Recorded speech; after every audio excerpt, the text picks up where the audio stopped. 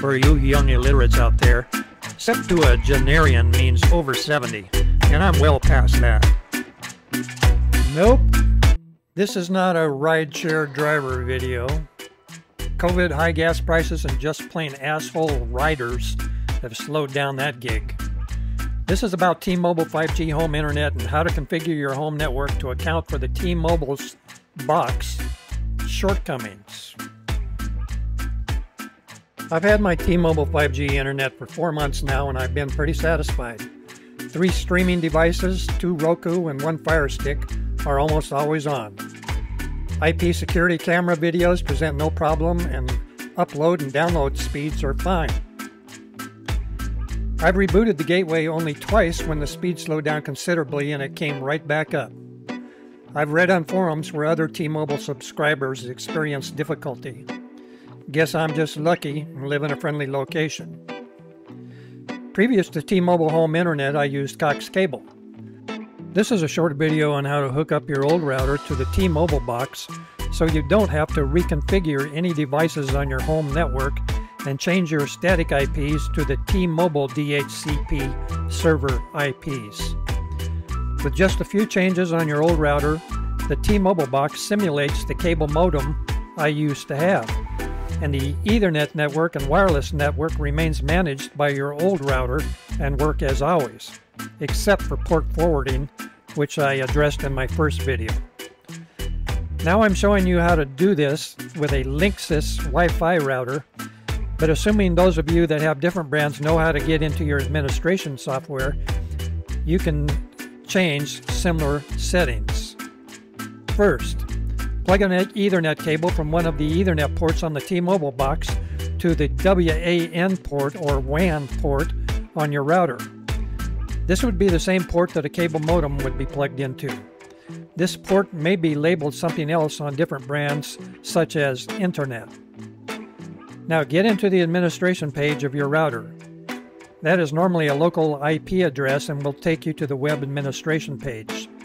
In my case, my router with the old cable internet was configured to use an IP of 192.168.1.1, and this is the admin access IP.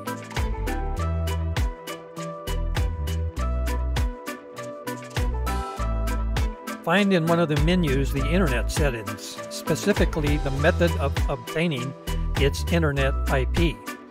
In my Linksys settings, that is under connectivity settings and then the tab labeled internet settings. I had an old Netgear router and checked the configuration settings of that router, and the page where the internet settings are configured under basic settings. Ensure the type of internet connection is automatic or DHCP. Now a caveat, you could make this a static IP, but remember, it would have to reflect the T-Mobile's Class C local network IP of 192.168.12.xxx, whatever. The T-Mobile's fixed local IP address is 192.168.12.1. This shot shows an example of how you could configure a static IP for your router. The gateway would have to be the T-Mobile's local IP address, but I don't have a good reason to make it a static IP, and configuring it to use DHCP is much simpler. After saving all your router settings and rebooting it, hopefully you have your familiar IPs for all your devices. No more of your friends or relatives asking, "Did you change your Wi-Fi settings? What's your password now?" Now if you check your smartphone T-Mobile Internet app and choose Devices, expand the info, you'll see only one device. Of course, that's my case, and it's the router you've attached and its assigned IP. Good luck. Wait a minute, did I say that your home network will run just like it did before you hooked up T-Mobile? Well, not exactly. That is, if you utilize port forwarding or DMZ IPs. The T-Mobile router just doesn't allow that, even if you've got it configured on your router that you just hooked up.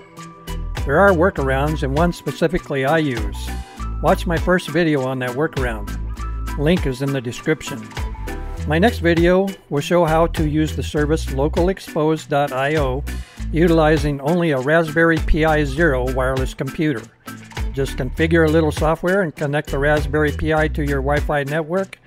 You can then access servers in your home network, including Plex from the internet. Stay tuned. Bye-bye.